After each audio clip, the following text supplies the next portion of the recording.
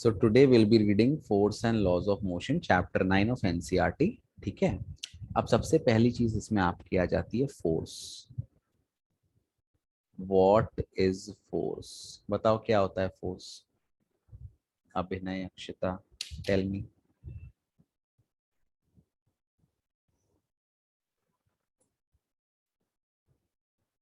कोई idea force क्या होता है?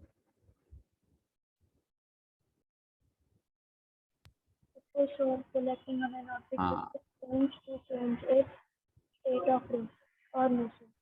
Very good. सुन लो, जितने भी जो जनरल डेफिनेशन है फोर्स की, all the push and pull are forces. या अपनी तरफ खींचो या अपने से दूर करो, वो सारे फोर्स हैं. अच्छा, फिर दूसरी एक जो क्वेश्चन आपका यहाँ पे बनता है कि what are the changes force can bring to an object. Changes force can bring.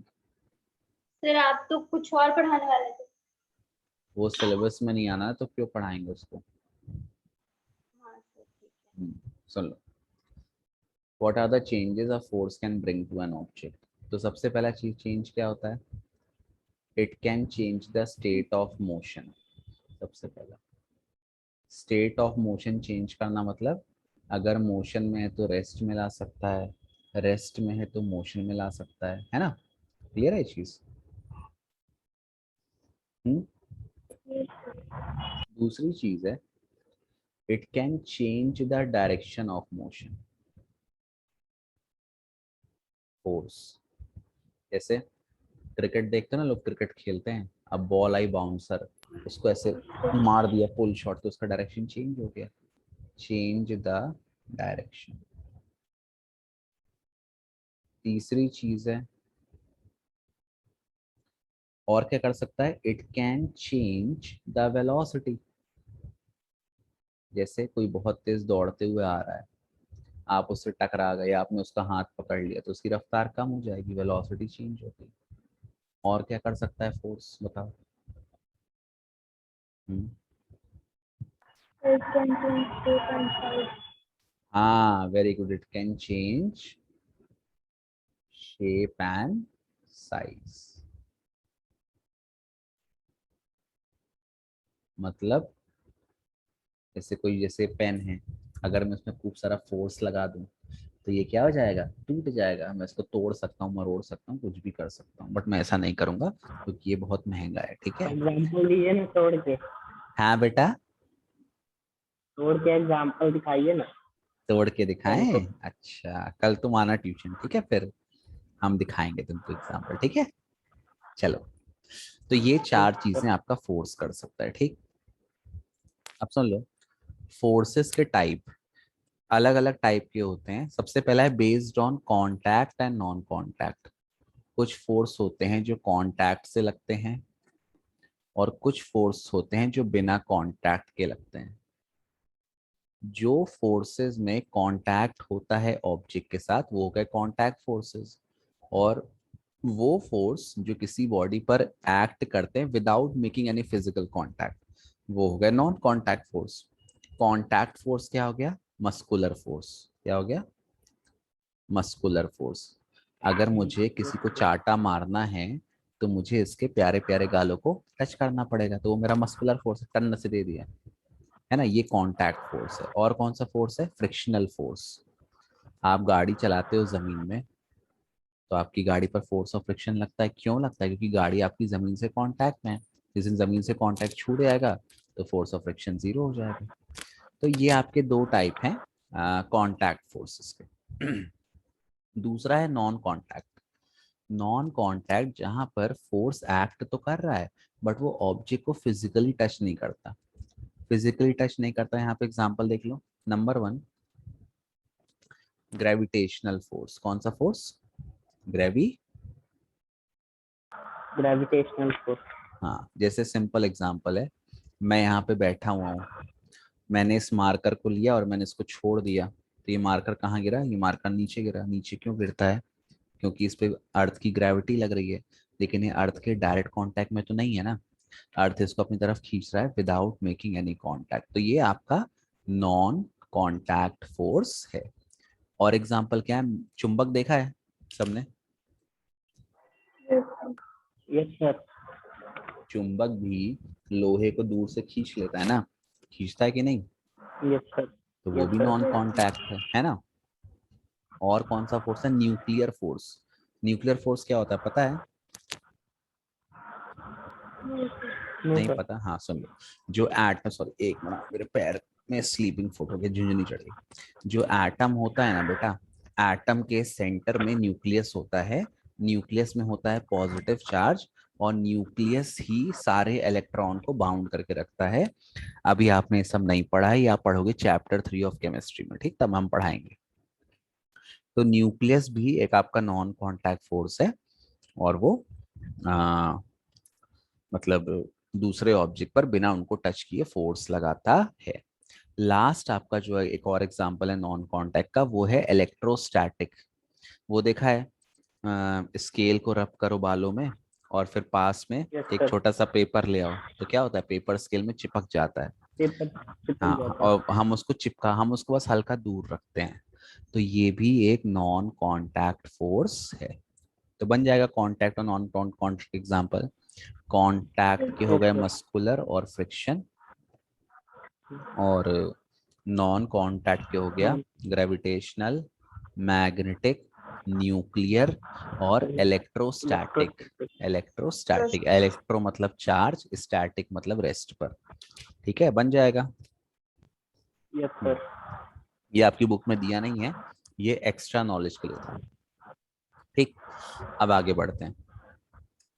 अब देखो इसके बाद, अब जो अपने को, ये तो एक टाइप हो गया नॉन कांटेक्ट और कांटेक्ट। अब जो आपकी बुक में दिया है, बुक में दो टाइप के फोर्स दिए हैं, एक है बैलेंस्ड फोर्स, और अनबैलेंस। दूसरा है अनबैलेंस्ड।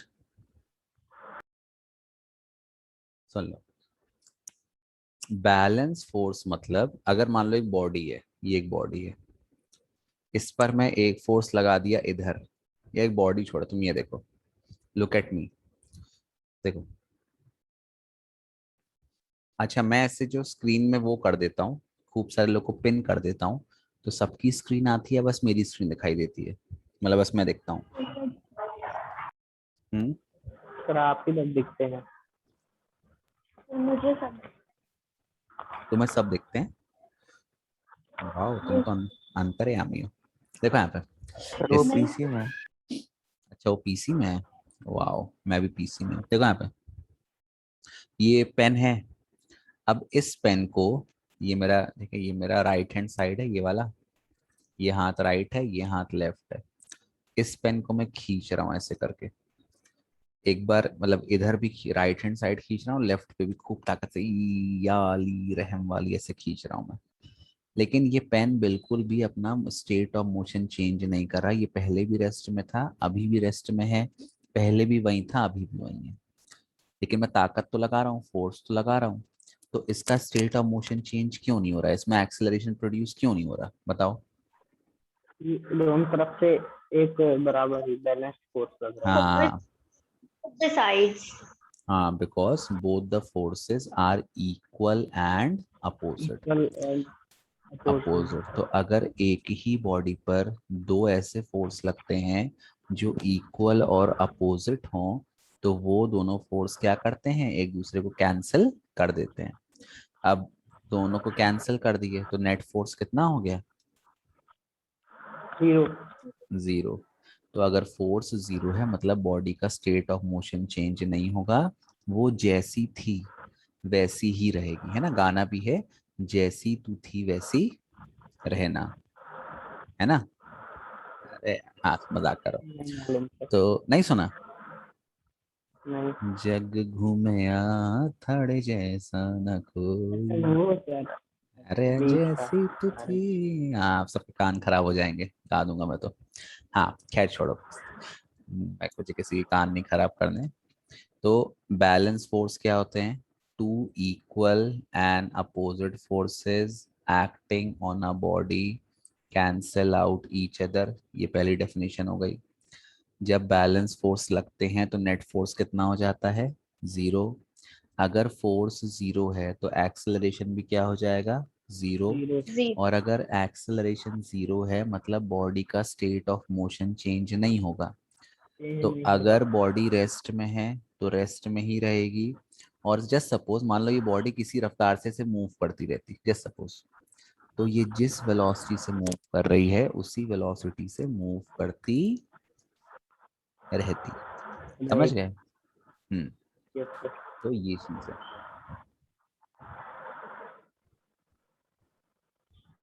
Thank you. तो ये होता है बैलेंस फोर्स। तो देखो इसमें तुम्हें याद क्या करना है बैलेंस फोर्स में, इसको ध्यान से याद कर लेना। ये इसमें सवाल एक दो बन जाते हैं बैलेंस फोर्स के। हाँ, तो बैलेंस फोर्स में सबसे पहले क्या है, इस पे लगते हैं दो इक्वल और अपोजिट फोर्स। मान लो ये F1 है और ये F2 है। अच्छा, फोर्स कैसी क्वांटिटी है? फोर्स एक वेक्टर क्वांटिटी है। कैसी क्वांटिटी है? तो वेक्टर। जस्ट सपोज अगर इस डायरेक्शन को मैंने पॉजिटिव लिया, मान लो ये फोर्स है +5 न्यूटन, ये जो डायरेक्शन है अगर मैं इसको पॉजिटिव लूंगा तो इसका जस्ट अपोजिट डायरेक्शन क्या हो जाएगा? -5। नेगेटिव। हाँ, तो अगर दोनों इक्वल हैं तो ये फोर्स होगा -5। अब नेट नेट -5। नेट कैसे निकाल दो? सबको ऐड कर दो लाइन से, F1 plus F2। To. F1 है -5 और F2 है +5। 0 -5 +5 कितना हो गया? 0 तो सबसे पहली 0 चीज 4। आपको ध्यान रखनी है कि जो बैलेंस फोर्स है उसमें नेट फोर्स कितना आएगा? नेट फोर्स आपका 0। अब सुन लो, अब फोर्स का फॉर्मूला होता है मास इनटू एक्सेलरेशन। क्या फॉर्मूला होता है? Mass into acceleration. अब नेट फोर्स क्या हो गया? 0। बॉडी का मास तो कभी 0 होता नहीं है। तो अगर दो चीज का प्रोडक्ट 0 आ रहा है और अगर ये 0 नहीं है तो ऑब्वियसली इसको क्या होना पड़ेगा? 0। तो कहने का मतलब अगर नेट फोर्स 0 है तो एक्सेलरेशन भी क्या हो जाएगा? 0। 0 ठीक। अब इसके आगे देखो, एक्सेलरेशन का फॉर्मूला क्या होता है? v minus, v - u/3। ये भी 0 है, t इंटू 0 0 हो 0 जाएगा। मतलब v माइनस यू 0 हो गया। मतलब v किसके बराबर हो गया? u के बराबर। u के मतलब बराबर। इनिशियल और फाइनल वेलोसिटी सेम है। इसका मतलब ना वेलोसिटी इंक्रीज हो रही है ना वेलोसिटी डिक्रीज हो रही है। या कहने का मतलब स्टेट ऑफ मोशन चेंज नहीं हो रहा, वो जैसे पहले था वो बाद में भी वैसा ही रहेगा। ठीक है, बन जाएंगी ये चीजें बैलेंस फोर्स में। यस तो सर। तो क्या क्या याद रखना है? नेट फोर्स 0 हो गया, एक्सेलरेशन 0 हो गया, स्टेट ऑफ मोशन चेंज नहीं होगा। कहने का मतलब अगर ऑब्जेक्ट रेस्ट में था तो ऑब्जेक्ट रेस्ट में ही रहेगा, और अगर ऑब्जेक्ट मोशन में मोशन था में तो मोशन में और ही। किसी रफ्तार से मूव कर रहा था, मतलब 5 से मूव कर रहा था, 5 मीटर पर सेकेंड, तो वो उसी रफ्तार से मूव करता रहेगा। बन जाएगा बैलेंस रहेगा। फोर्स, है ना? और किसी यस। ने मान लो एग्जाम्पल पूछ लिया तो एग्जाम्पल बता दो, ये पेन वाला, कि if I am pulling a pen from both the sides तो नेट फोर्स आपका 0 हो गया, एक्सेलरेशन 0 हो गया, स्टेट ऑफ मोशन चेंज नहीं होता। हाँ, अब देखो नेक्स्ट आ गया, नेक्स्ट आ गया अनबैलेंस फोर्स। अनबैलेंस फोर्स, अब यहाँ पे नाम ही है अनबैलेंस, मतलब यहाँ पर जो नेट फोर्स है वो 0 नहीं होगा। नहीं होगा। तो व्हेन, इसमें इसकी डेफिनेशन क्या हो जाएगी? When a number of forces are acting on a body such that the net force F net is not equal to 0। इसमें इक्वल नेट टू फोर्स 0। आपका 0 नहीं होगा। जैसे सिंपल नहीं एग्जांपल होगा। मैंने कहा कि मान लो ये एक बॉडी है, इस पे मैंने एक फोर्स लगाया F1 और दूसरा फोर्स लगा दिया F2। F1 की मान लो वैल्यू है 1 न्यूटन, F2 की वैल्यू है 2 न्यूटन। तो नेट फोर्स कितना आ जाएगा? F1 plus F2। भाई दोनों का डायरेक्शन सेम है, अगर डायरेक्शन सेम है तो दोनों ऐड हो जाएंगे। तो नेट फोर्स कितना आ जाएगा? यस। 1 + 2 3 3। न्यूटन आ गया नेट फोर्स। तो अब 3 आपका 0 के बराबर थोड़ी है। क्लियर है? यस तो सर। अनबैलेंस फोर्स में नेट फोर्स 0 नहीं होगा। अगर नेट फोर्स 0 नहीं है इसका मतलब एक्सेलरेशन भी 0 नहीं होगा, it is not equal to zero. नहीं। अगर एक्सेलरेशन जीरो नहीं है, इसका मतलब इनिशियल और फाइनल वेलोसिटी बराबर नहीं होंगी। इसका मतलब ये हुआ कि जो स्टेट ऑफ मोशन है, स्टेट ऑफ मोशन, वो क्या हो जाएगा, इट विल चेंज। मतलब अगर गाड़ी स्लो है तो तेज हो सकती है, गाड़ी तेज जा रही है तो स्लो हो सकती है, रेस्ट में है तो मोशन में हो सकती है, मोशन में है तो रेस्ट में आ सकती, कोई भी चीज हो सकती है, और स्टेट ऑफ मोशन आपका चेंज हो जाएगा। बन जाएगा अनबैलेंस फोर्स क्या होता है। Yes. नेट फोर्स जीरो है, एक्सेलरेशन जीरो है। अगर एक्सेलरेशन जीरो है मतलब वेलोसिटी चेंज होगी, या तो इंक्रीज होगी या तो डिक्रीज होगी। अगर कोई बॉडी रेस्ट में है तो वो मोशन में आ जाएगी, अगर कोई बॉडी मोशन में है तो वो रेस्ट में आ सकती, कुछ भी हो सकता है, डिपेंड करता है कैसा बट फोर्स है।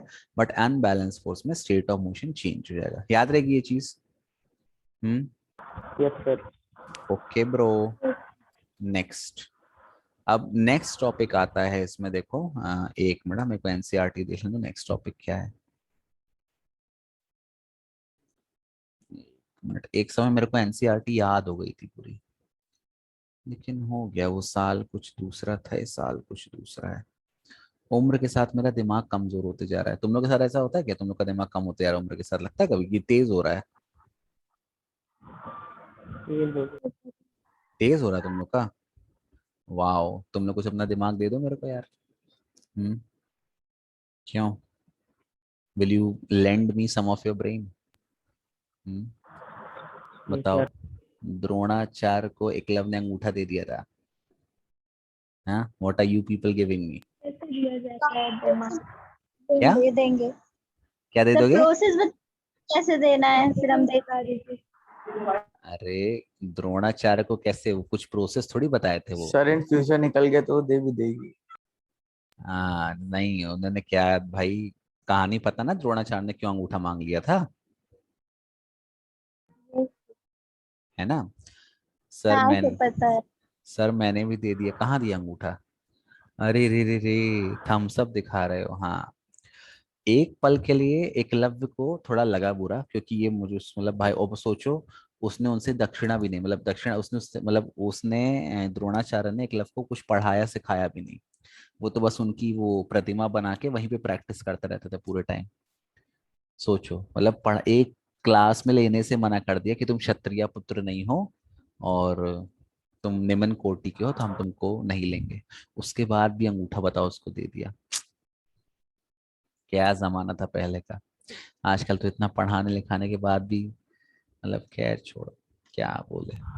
सर मिलती तो है दक्षिणा। हैं गुरु दक्षिणा सर। नहीं नहीं नहीं, वो दक्षिणा में क्या होता है बताओ। बहुत कम है वो खाने तो दक्षिणा है, कुछ नहीं होता उतनी दक्षिणा में। हम्म, मैं शॉपिंग करने आता हूँ, मेरा एक जीन्स 3 से 4 हज़ार रुपए का आता है, तो क्या होता है उस दक्षिणा में। तुमने दक्षिणा दी, एक मैंने जीन्स खरीद लिया, चली गई वो दक्षिणा, बताइए। हाँ, तो उतनी सी दक्षिणा में कुछ नहीं होता। चलो ठीक है, इंसान की जो डिजायर है वो अनलिमिटेड है, वो तो कभी खत्म नहीं होंगे। और पैसा ऐसी चीज है जो हमेशा कम लगेगा। अंबानी के पास भी इतना पैसा, बट उसको कम लगता है, अरे यार कितना कम पैसा है, और मेरे से जेफ बेजोस ज्यादा पैसे वाला है। तो उसको भी अंदर अंदर अभी और पैसा कमाने की लालच या लालसा होती होगी। तो money is something which can not satisfy you.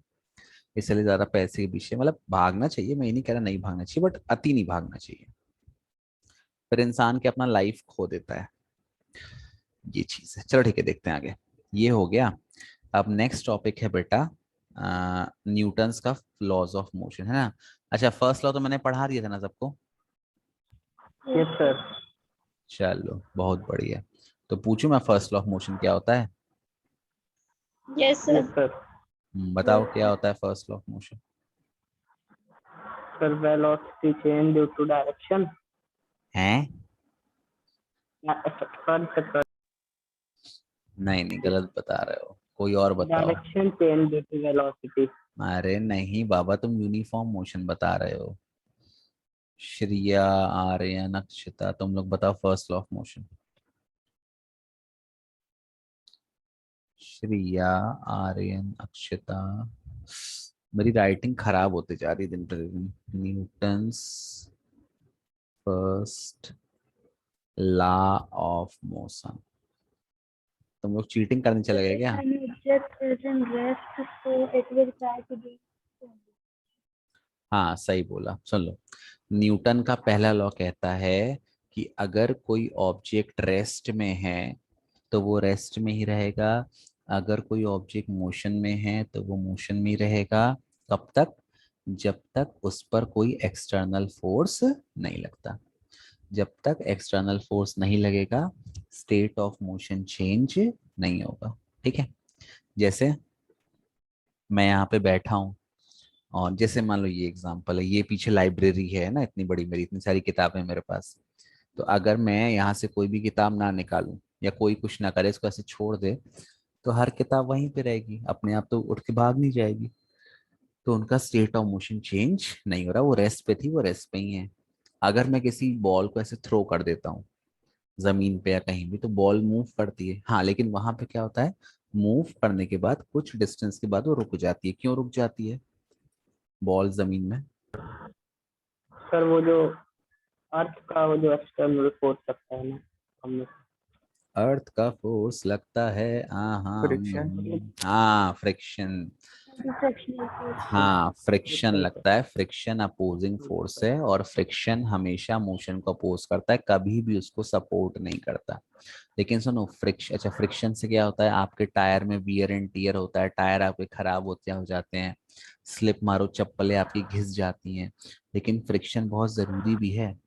अगर जमीन में फ्रिक्शन ना होता तो हम लोग चल ही नहीं पाते, तुरंत गिर जाते, कमर टूट जाती, लचक जाती, अस्पताल में चले जाते। सिंपल एग्जाम्पल मैं बता रहा बिल्कुल। हूँ, केले के छिलके पे पैर रखा है कभी किसी ने? मजे Yes, मजे में, लेकिन कुछ नहीं गलती होता. से नहीं रखा कभी। हाँ मतलब गलती से कभी रखा हो तो बहुत तेज फिसलते हैं ना उस पे, है ना? सर गलती से. हाँ मैंने भी रखा, कोई जानबूझ के, सर इतना कोई, लेकिन जानबूझ के रखने से नहीं फिसलता. ये कौन सी बात है? मैं तुम्हारे सामने रख दूंगा अभी 10-12 केले, देखो ऐसा फिसलोगी, फिर हो गया। वही तो मैंने ट्राई सर किया, मजा आता मैंने है उसमें कभी नहीं फिसलने ट्राई में, अगर बैलेंस बन जाए तो। तुम लोग, कभी नहीं कि हमारे यहाँ ऐसे पड़ा नहीं रहता केले का छिलका, तो मैंने भी एक बार ट्राई किया तो सर लेकिन नहीं गिरी थी मैं. चलो ठीक है, तुम आओ एक दिन वही मेरे, तो. तुम आओ एक दिन मेरे घर आओ, फिर मैं तुमको दिखाता हूँ। हाँ सुन लो, तो जनरली जब भी अपन केले के छिलके पे पैर रखते हैं तो वो बहुत स्मूथ होता है, वो अपना फ्रिक्शन खत्म कर देता है पूरा, और जैसे फ्रिक्शन खत्म होता है अपन फिसल जाते हैं। तो अपन जो है जमीन में चल पाते हैं, it is only because of friction. अगर मैं सरफेस को एकदम स्मूथ कर दूं तो आप चल नहीं पाओगे। एक बार मैं वहां पे गया था, होटल स्पार्क। तो होटल स्पार्क में से अंदर जाते हैं ना सामने ही, तो वहाँ पे इटालियन मार्बल लगा है, और वो इतना स्मूथ है कि अपनी बाइक ऐसे मोड़ रहा था तो इतना ज्यादा मतलब इतना कम फ्रिक्शन है, इतना कम फ्रिक्शन है कि बाइक मेरी पूरी स्किड हो गई थी ऐसे, और गिरते गिरते मैं बचा था। तो फ्रिक्शन वैसे तो एक मतलब अच्छी चीज नहीं है, बट वॉकिंग में फ्रिक्शन बहुत, अगर फ्रिक्शन नहीं होगा तो हम वॉकिंग नहीं कर पाएंगे, फिसल जाएंगे हम सीधे। ठीक है, सर गाड़ी में ड्रिफ्ट मार सकते हैं आसान से। तो डिस्क में भी तो गाड़ी स्किड कर जाती है, डिस्क ब्रेक ये मार सर, दें। लेकिन अगर फ्रिक्शन कम होगा तो उसकी भी जरूरत नहीं पड़ेगी। अरे तो फिर तो गाड़ी रुकेगी नहीं।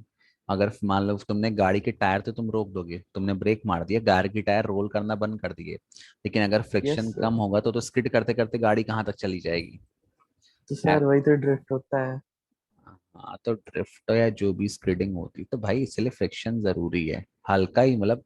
अगर बहुत अच्छी चिकनी रोड है तो दूर तक गाड़ी जाएगी, और रोड अगर ऊबड़ खाबड़ है, ज्यादा स्मूथ नहीं है, तो गाड़ी कम डिस्टेंस ट्रैवल करेगी, बट फिर हाँ गाड़ी में नुकसान ज्यादा होगा, क्योंकि अगर रोड खराब है तो टायर को और ज्यादा घिस जाएंगे, और पत्थर वत्थर आपके रास्ते में आ गया तो आप शायद 2-3 पलटी भी मार दो। मेरा एक्सीडेंट हुआ था यहाँ पे सर्किट हाउस में आज से 3-4 साल पहले। तो सामने से ऐसे कार वाला, मतलब नहीं, ऐसे घूम के आनी चाहिए थी कार सर्किट हाउस से, मतलब जो पुल से उतरता है बंदा, तो उसको उसने पुल से ऐसे कार उतारी और उसको सर्किट हाउस ऐसे आना था, तो उसको ऐसे घुमा के लाना चाहिए था। उसने सीधी कार डाल दी ऐसे, और सीधी रॉन्ग साइड डाल दी जहाँ पे सर्किट हाउस पड़ता है, जहाँ से मैं जा रहा था ऐसे पुल की तरफ। रात का टाइम था, अब मैं भी शायद उतना ध्यान पता नहीं, मेरे तो एकदम सामने ही आ गया, अंधा मोड़ था। अब वो एकदम भाई साहब आंख बंद करके चला रहे हैं, ऐसे मेरे को ठोका उसने, तो मेरी बाइक ऐसे 2-3 रोल गिरी, ऐसे हवा में उड़ते उड़ते मैं भी ऐसे हवा में उड़ गया 2-3 रोल। और फिर मेरी बाइक जाके वो साइड में सर्किट हाउस की वो है, सीवेज है, ड्रेनेज है, वहां पे जाके गिर गई। वो सूखा है, उसमें ऐसा कुछ पानी वानी एकदम सूखा है वो।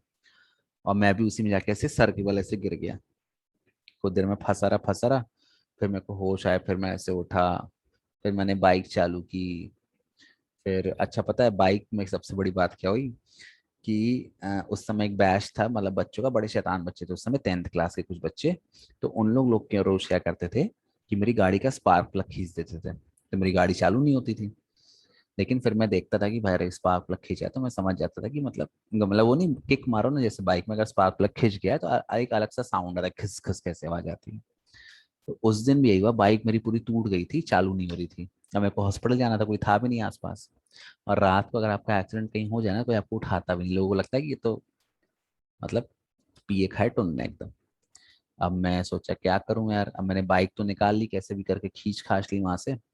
लेकिन बाइक चालू नहीं हो रही थी, हैंडल वैंडल सब टूट गया, ऐसे ऐसे बाइक टेढ़ी हो गई थी पूरी। बाइक चालू ना हो, और वो आवाज वैसे खिस खिस आ रही थी। अब क्या, मेरे सर से इतना सारा खून बह गया था कि मेरा दिमाग काम नहीं किया, पूरी टी शर्ट ऐसे लाल हो गई थी। तो मेरे को लगा क्या करूं क्या करूं, फिर मेरे को वहीं से कहीं से क्लिक किया कि जब ऐसे किक मारो आवाज, सेल्फ वेल सब टूट गया था बाइक का।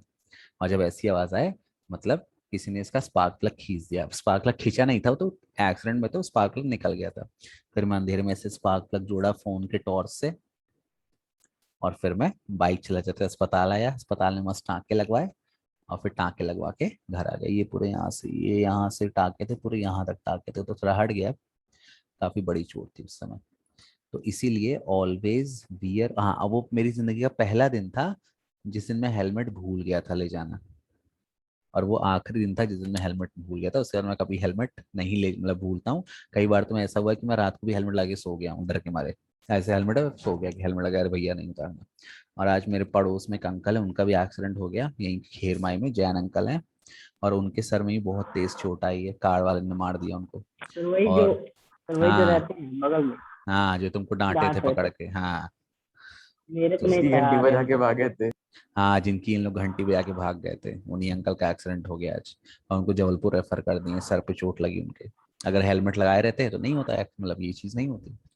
तो एक तो भैया सेफ ड्राइव करो, और आप भले सेफ ड्राइव करते हो बट सामने वाले का भरोसा नहीं है। और हेलमेट हमेशा लगाओ, कुछ लोग लगाओ ना लगाओ, हेलमेट जरूर लोग लगाओ। सिर्फ पुलिस के डर से लगाते हैं हेलमेट, कुछ लोग तो। हाँ, और क्या।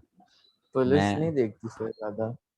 नहीं, यहाँ पे पुलिस नहीं, इतना बड़े शहरों में स्ट्रिक्ट है, यहाँ पे कुछ नहीं है, यहाँ सब सर छोड़ मैं दो। यहाँ से आज ही स्कूल गया था, कुछ हम्म। देखा ही नहीं।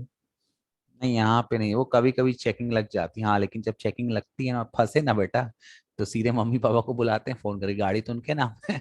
जिसके नाम गाड़ी होगी नो ना उसी को। सर, बहुत सारे एक बार पुलिस की गाड़ी के सामने ही रोक देते थे, कुछ नहीं करते वो लोग।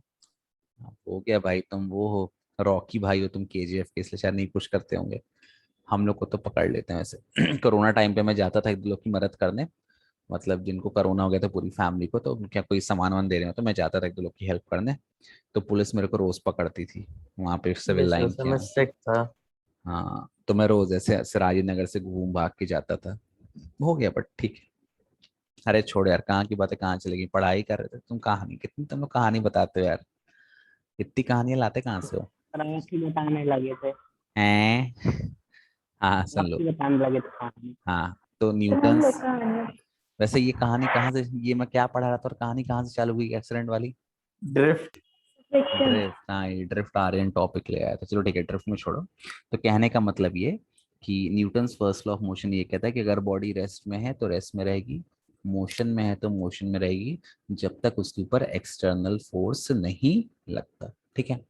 और जब एक्सटर्नल फोर्स लगेगा तभी उसका स्टेट ऑफ मोशन चेंज होगा, नहीं तो वो जैसी है वैसी ही रहेगी बिल्कुल। ठीक है। अब Newton's first law of motion को अपन लॉ ऑफ इनर्शिया भी कहते हैं। इनर्शिया क्या होता है बताओ।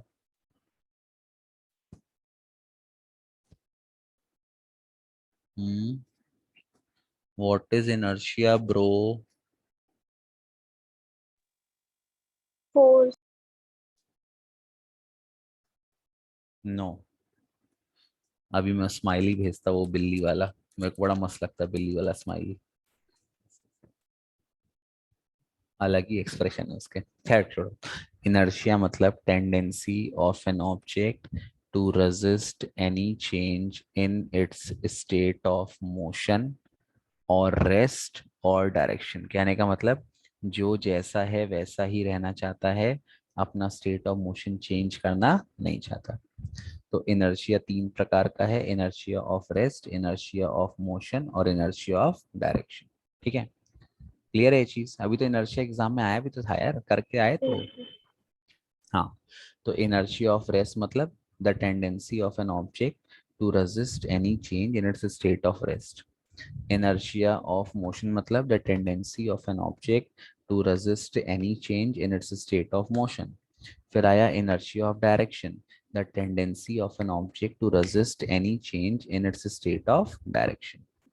अब इन तीनों का एग्जाम्पल भी मैंने बताया था, बस वाला है ना। सबसे पहला इनर्शिया ऑफ रेस्ट क्या होता है? अभी मैं बस में बैठा हुआ हूँ, तो मेरे जो पैर हैं, अब मैं तो खैर बेड में बैठा हूँ, अगर आप लोग कुर्सी में बैठे हो, मैंने समझाया था ना ये वाली चीज, क्लास यहाँ ऑफलाइन में भी समझाया था, ऑनलाइन में समझाया था। हाँ, अगर यस मैं सर। कुर्सी में बैठा हूँ तो मेरे जो लेग्स, मेरे जो फीट हो गए, वो बस के फ्लोर के कांटेक्ट में हैं, और मेरी थाइज और मेरा जो बम वाला पार्ट है वो बस की सीट के कांटेक्ट में है। अब अभी बस रेस्ट में है, तो जब बस रेस्ट में है तो मेरी बॉडी रेस्ट में है। अब जैसे बस मूव करेगी तो फ्लोर मोशन में आ गया, सॉरी, फ्लोर के साथ कौन है? मेरा पैर वहां पे फ्लोर पे रखा हुआ है, तो मेरे फीट आपके मोशन में आ जाएंगे। साथ में बस की सीट भी बस के साथ चल जाएगी ना, ऐसा नहीं कि सीट पीछे छूट जाएगी। तो सीट पे मैं बैठा हूँ तो मेरे थाइज मतलब मेरे लेग्स मोशन में आ गए, मेरे थाइज मोशन में आ गए और मेरा बम मोशन में आ गया। कहने का मतलब lower part of the body motion में आ जाएगा, बट ये अपर पार्ट तो फ्री है, और वो इनिशियली रेस्ट में है, और वो रेस्ट में ही रहना चाहेगा। तो मेरे पैर और वो सब आगे चले जाएंगे और ये पार्ट यहीं रह जाएगा, तो मैं कहाँ गिर जाऊंगा? अरे ये तो मैं, अरे हाँ, ये तो मैं करना भूल गया यार, सॉरी। एक मिनट, मेरे को करने तो, ये बहुत मजा आता करने में। तुम लोगों ने देखा था कि नहीं? नहीं देखा था ना? सर क्या? जादू। देखो, अब देखना।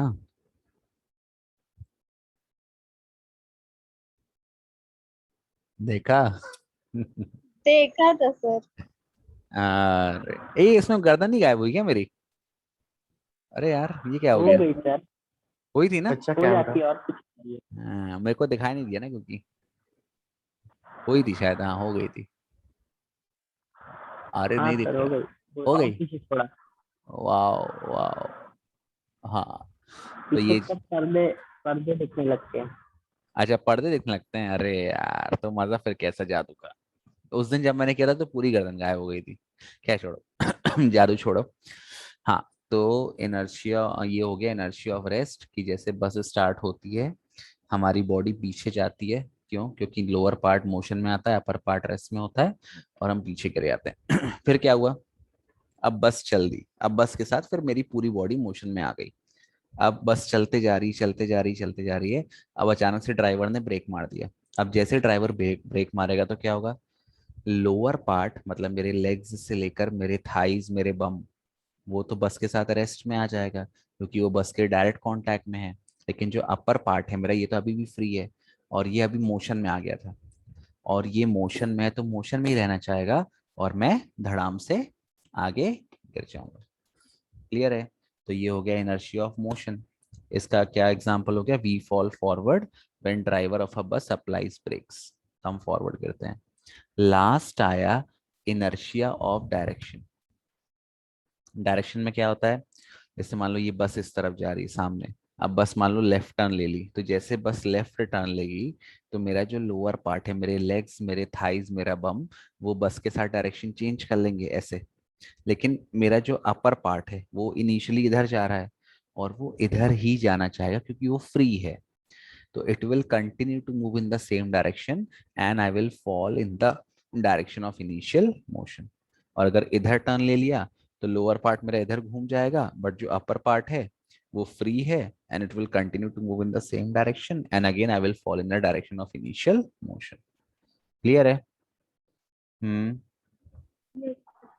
तो इस प्रकार से ये आपका तीनों इनर्शिया हो गए। बन जाएगा बेटा।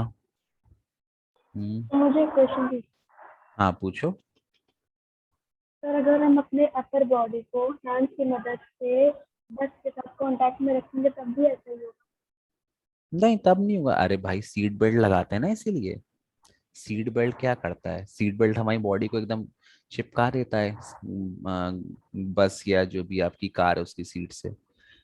वो अगर आपका सीट बेल्ट आपने बांध लिया तो आपकी बॉडी चिपक गई सीट से।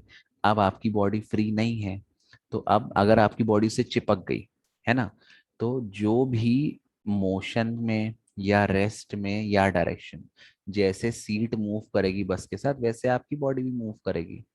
तो वही अगर सीट बेल्ट लगा लो, अच्छा टाइट लगा लो, अच्छे सीट बेल्ट है, तो फिर ना आप आगे की तरफ गिरते हो, ना आप पीछे की तरफ गिरते हो, ना आप ऐसे गिरते हो, ना आप वैसे गिरते हो। तो if you are able to tie your whole body to the bus, बांध लो एकदम, तब तो फिर ये नहीं होगा ना, ये तभी होगा जब आपकी बॉडी अपर पार्ट आपका फ्री होगा। हाँ लेकिन सीट बेल्ट बांधने के बाद भी ऐसा तो नहीं कि सीट बेल्ट ऐसे रस्सी से बस सीट बेल्ट तो मतलब ये था कि आप वो फ्लेक्सिबल है ना, इलास्टिक होता है। उसके बाद भी आप देखो जब टर्न लगता है गाड़ी में तो आप इधर उधर गिरते हो, या जब सॉरी अचानक ब्रेक लगता है तो आप आगे की तरफ गिरते हो। बस सीट बेल्ट ये करता है कि बांध के रखे रहता है, आपको आउट ऑफ बाउंड्स नहीं फेंक देता। जैसे ब्रेक लगा तो आप सीधे शीशा तोड़ के निकल गए और फिर गाना बज रहा है, शीशा हो या दिल हो आखिर टूट जाता है। तो ऐसा नहीं होता, ठीक है, क्लियर है ये चीज। Hmm yes sir. हम्म। ये सर। चलो फिर अब आज के लिए इतना काफी है। कल से अपन पढ़ेंगे सेकेंड लॉ ऑफ मोशन, फिर थर्ड लॉ ऑफ मोशन। तो दो तीन चार, दो तीन तो नहीं, 4-5 दिन में अपना, एक हफ्ता मान लो, एक हफ्ते में अपना चैप्टर खत्म हो जाएगा। और जैसे ही चैप्टर खत्म हो जाएगा हमारा टर्म 1 का सिलेबस खत्म